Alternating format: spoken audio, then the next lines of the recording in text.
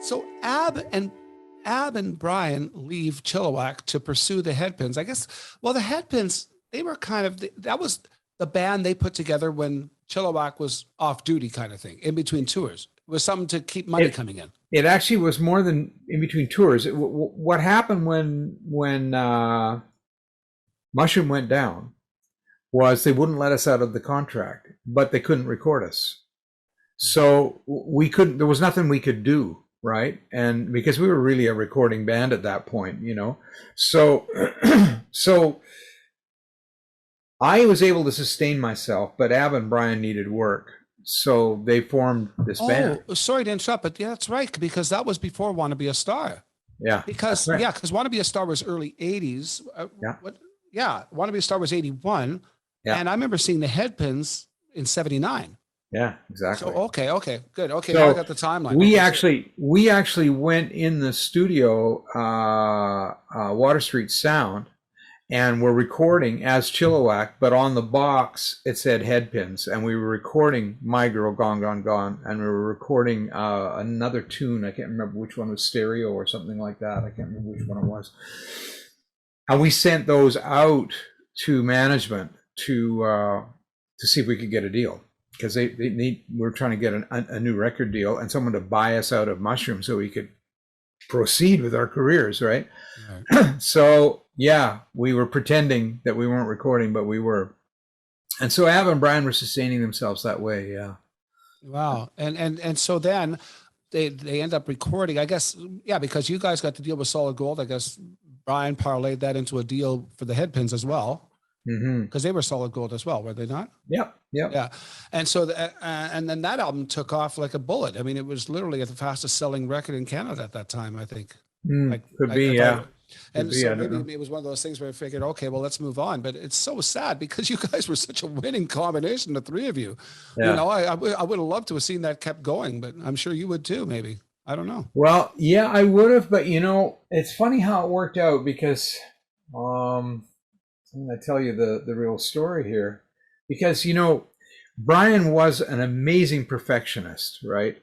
And I learned a lot from him in that way. Like, I learned how to do that. And we would record, and when we were recording, we'd ask the engineer to let us use the machine, and we'd be doing the punches, and we'd punch in the middle of anything, and we had timing. And I learned this, and I learned it from him. He talked to me about my time. He said, you know, you should play drums. You need to work on your time, and you should play drums, and that would do it, right? So I got a kit.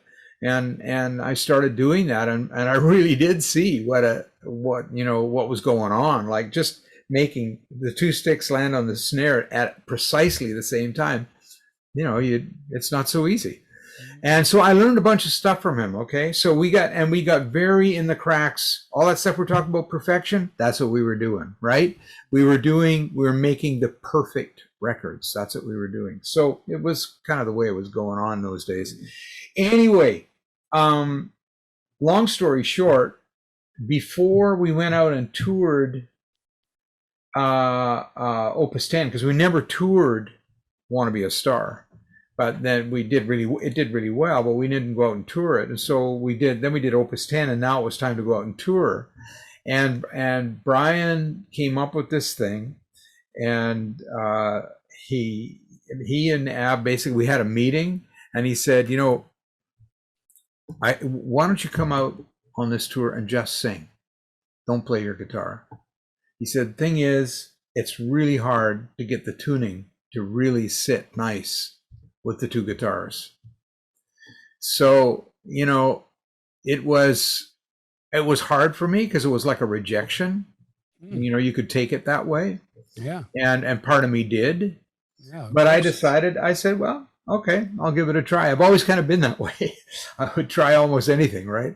And so we went out, and it was all wrong for me. I just didn't know what to do with myself. I didn't have a guitar. You know, it's always been the guitar. Singing came much later. The guitar was where my music came from, right? And so halfway through that tour, and I blew my voice and everything. So halfway through that tour, we just cut it. We just ended it. We got back into Vancouver. We flew back into Vancouver. The next day I got a call from Brian, and he said, he says, I think I want to make Headpins my top priority. And I said to him, that doesn't work for me. And because, I'd sort of had enough too, right? Yeah. Well, I can see now that you tell that side of the story, it's like, yeah, wow, pretty shocking, actually. Yeah, we both had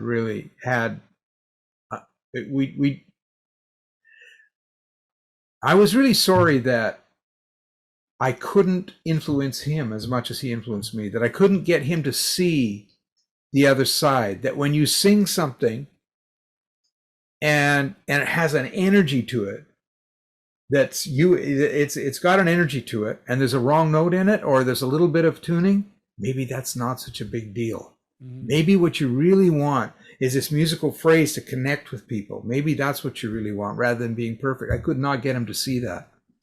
So, and it's probably not entirely fair to him to say that, because he, when you went to see him play, I mean, there was no lack of energy. Yeah, of course. He's playing his guitar. It's like, whoa, shit. It's like, it's really there. So, I say that with that caveat. I have to attach that caveat to it. But anyway, so that's how we went our separate ways. But the cool thing was that we still were friends. We ended in a way where we understood. Neither of us liked certain things, and it made us split up. But we weren't fighting about it. I went to see him 2 weeks before he died at the hospital, and Right. of course I walked in, and of course I was shocked at how much he'd disintegrated. I mean, he was so skinny, as you know, and no hair. And the only reason I knew it was him is because on the back of his wheelchair it said "Too Loud." Yeah. And I remember walking up, and so I'm visiting him, and we're yakking and laughing away. Denny Driscoll was there, I believe, and his girlfriend Margarita at the time. And I think they were actually planning their wedding, but if I'm not mistaken. Yeah. And but as I'm leaving, Brian walked me, or wheels beside me in his wheelchair, and he walks up, he goes, "Hey Mick," he says, "I love seeing you, man." He said, "But next time you come, make sure to call first, because Bill and I are doing a new Chilliwack album." It was 2 weeks before he passed away. I mean, he was sick as a dog, and he was still absolutely motivated. Like nothing was going to stop that guy. No. Sam, I remember you sang at his funeral. You did Fly at Night at his funeral. I remember that. And if I remember correctly, I think Sam Feldman spoke and said that Brian had asked him for an advance on the next album the week before he died. I forgot that, but yeah. Like, I know. Crap. There's a guy who, like, cancer wasn't going to stop him. He didn't care. He was just so motivated. Like, but that reminds me, just as a nerd here, how did you guys go about recording songs like, let's say, Gone, Gone, Gone, My Girl? Like, what was the bed track? Was it you on a guitar and him on drums type of thing? Or was it the three of you playing bass, drums? I think what probably happened is, what we kind of normally did was, we would, Ab and I would play with him, and he'd be playing the drums, and we'd basically just be going for a drum track. Right. So he'd hear the song going by and all of that, and he'd get the drum track worked out. Then we'd get the bass, and Ab would do the bass, and then we'd play guitars and pianos and stuff like that, and build it up. That's kind of how it went. One of the most beautiful most beautiful moments in pop music history is that chord you guys hit. My girl. Right. Oh my God. What a moment. I still hear that and I get shivers. It was just incredible. And of course, I guess Brian's voice, he's got the "my girl." Yeah, right. All the way down. Oh, God. That must have taken him a lot to get those notes out. Right down to that, right? I know, because nowadays you tweak it with, that's analog. You had to perform it. You couldn't. Oh yeah. You couldn't. Well, you could vary speed, but it always sounded weird anyway if you did. Yeah, it wouldn't be right. No. He actually sang it, and we punched the shit out of it. But he sang it. You did. Yeah, and one of the reasons we had to punch too is because we had it was a Neumann. I think it was a 47. Okay. And it had a really, really cool sound, almost like a 40s sound. Really soft.